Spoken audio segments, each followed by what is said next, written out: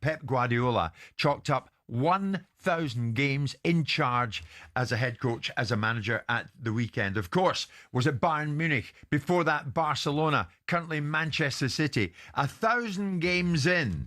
And that milestone was something that Pep, of course, referred to post-match after the 3-0 win over Liverpool. Really pleased for the game. Just thank you for the players, staff, to give me that incredible present, to win the most important opponent that we face in that our time here, 10 years, so by far.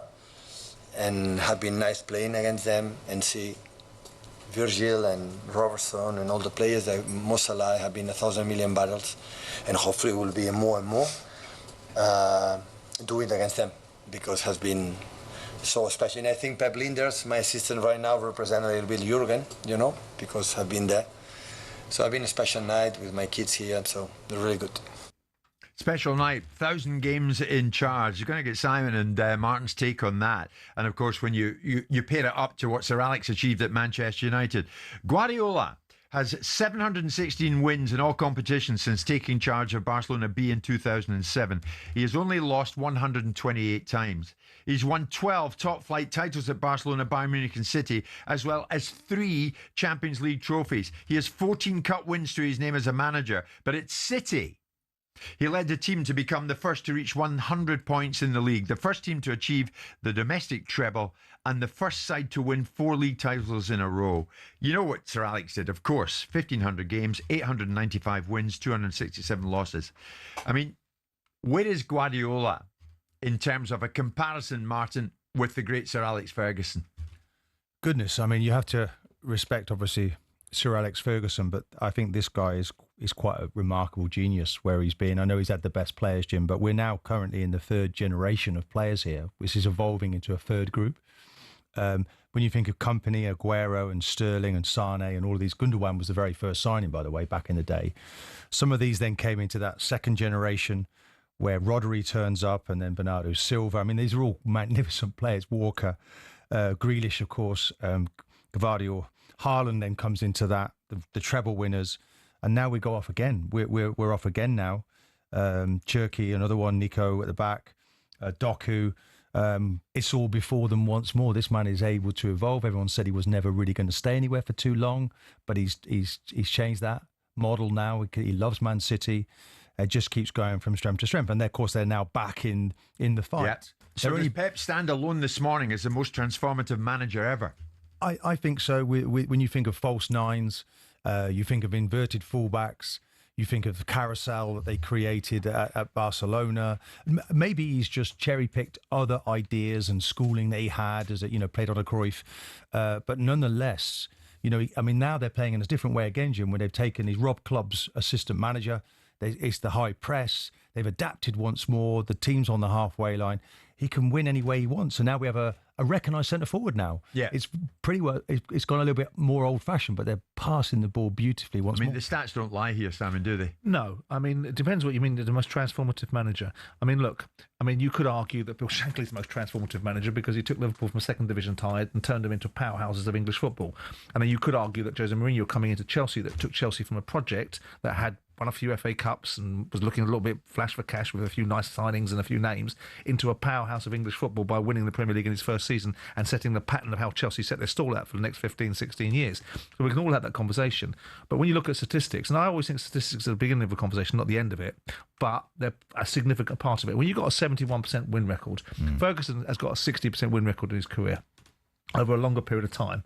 And Ferguson coming in 1986, Man United, with due respect to what they were a little bit of a basket case of a club. They could win an FA Cup, but they hadn't won anything for 20 years, and it took 26 years to win a Premier League. So you've got to almost take the first quarter of his management out of the statistical equations and start looking at it once he'd got Man United going and the engines going in the Premier League. Yeah. And Pep's had this wonderful opportunity, whether he likes it or not, people don't care for this subject matter, but he had an unprecedented amount of money to be able to build a side, but build it he has. And he hasn't just come in and transformed them because they were already winning Premier Leagues when he came here. And it depends what you think transformation is. There's a part of me, I appreciate Manchester City. I admire them for their achievements. Nobody's done what they've done 4 Premier Leagues in a row. But I don't enjoy watching their football. I think it's, paralysis by analysis in terms of pass. I'd much rather watch Liverpool and to some extent Arsenal. But I he's find taken that to another level, though, hasn't he? Yeah, he yes, has. There's enormous bundles of cash available to him. he has. But he led the team, as I mentioned, to become He the has. first to reach 100 points in the league. It's remarkable, and That ain't boring football, surely. well, no, it's a hell of an accumulation of points, and some of those points were accumulated on the back of teams that waved the white flag before they even got on the field, which was a little bit like the Liverpool side of the 70s and 80s. The teams were beaten psychologically, but you have to give all the respect in the world to it. But my preference, my brand of football that I appreciate watching is dynamic, fast-flowing, cutting-edge football that I saw from Liverpool that was all a bit rock and rolly, whereas Man United or Man City just pass you to death. And I mean, There's something wonderful in that, is there not? It To an was extent. wonderful when it was at Barcelona. Yeah, but the blueprint of how he plays has changed a little bit. So, like, just looking at the weekend, there's three new players playing that have been there sort of 18 months. Nico's came in into midfield, Cherokee on the wing. Doku's been there a while and hasn't really kind of shown the level, but he is now.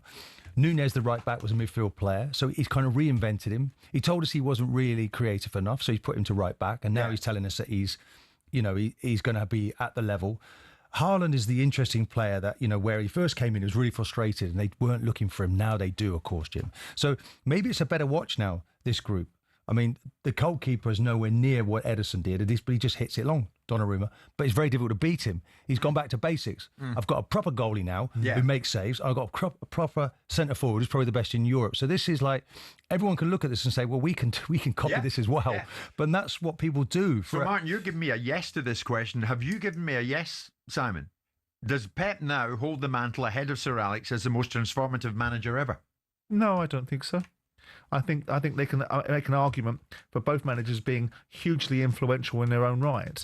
You look at Manchester United and say that when the Premier League started, Ferguson turned their engines on. They were the poster boys of the Premier League. They drove the Premier League to new heights and new opportunities. And along comes Pep Guardiola and takes the opportunity, does the same thing with Manchester City. So I think they're both valuable in their own spaces. Both managers were happy to adapt, to change their staff. How many times do you see Ferguson sort of rip it up and say, well, let's start again? And that was done. That was done in the summer. Yeah. From Pep, he changed. Maybe he was talking too much to his previous assistant. Too much change, too much perfection. Obviously, they won the treble, but he's pretty well started again, and it looks really fresh now from a Man City. I mean, does history tell us that when a manager has been so successful for so long, do they earn the right to decide when the time is up?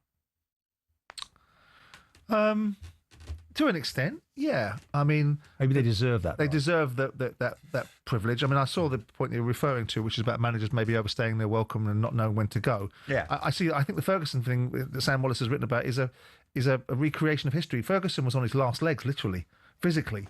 And I think the reason why Ferguson left was because he was physically not in the condition to manage Man United anymore. He probably would have stayed to manage Man United longer. Sam in the Telegraph, Sam Wallace saying Sir Alex called it right in 2013 and left with the Premier League trophy in his hands. Arsene Wenger got it wrong by ignoring all the reasons that seemed obvious to everybody else. Well, Ferguson did retire first, didn't he? And then decided to reverse on that and then came back, which was probably a good decision. I did always feel that Wenger probably stayed just slightly too long. You can look back, though, and say that Arsene Wenger didn't quite have the investment from the football club. There was a share issue option. Usmanov owned quite a large percentage of the shares.